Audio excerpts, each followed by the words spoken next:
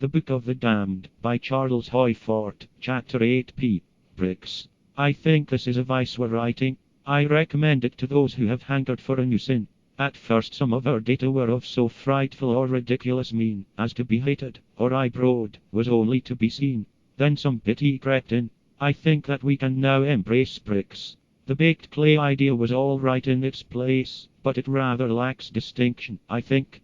With our minds upon the concrete boats that have been building terrestrially lately, and thinking of wrecks that may occur to some of them, and of the new material for the deep-sea fishes to disregard. Object fell at Richland, South Carolina, yellow to gray, said to look like a piece of brick. American Journal of Science, Series 2, Volume 34, page 298.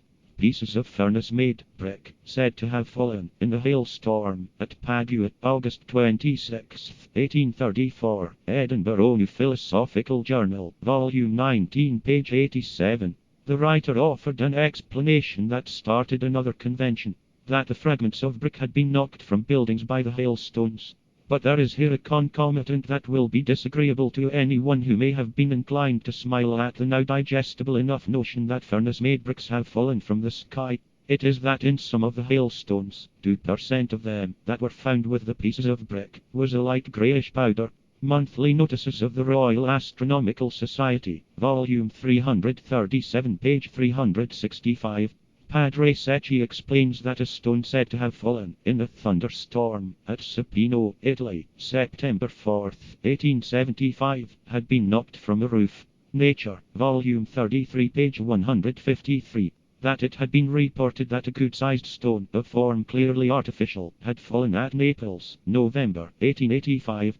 The stone was described by one of two professors at Naples, who had accepted it as inexplicable but veritable. They were visited by Dr. H. Johnstone Lavis, the correspondent to Nature, whose investigations had convinced him that the object was a shoemaker's lapstone. Now to us of the initiated, or to us of the wider outlook, there is nothing incredible in the thought of shoemakers in other worlds, but I suspect that this characterization is tactical. This object of worked stone, or this shoemaker's lapstone, was made of Vesuvian lava, Dr. Johnstone Lavis thinks.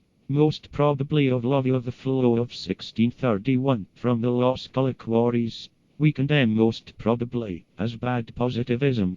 As to the men of position, who had accepted that this thing had fallen from the sky, I have now obliged them to admit their mistake, says Dr. Johnstone Lavis, or it's always the stranger in Naples who knows Los Cala lava better than the natives know it.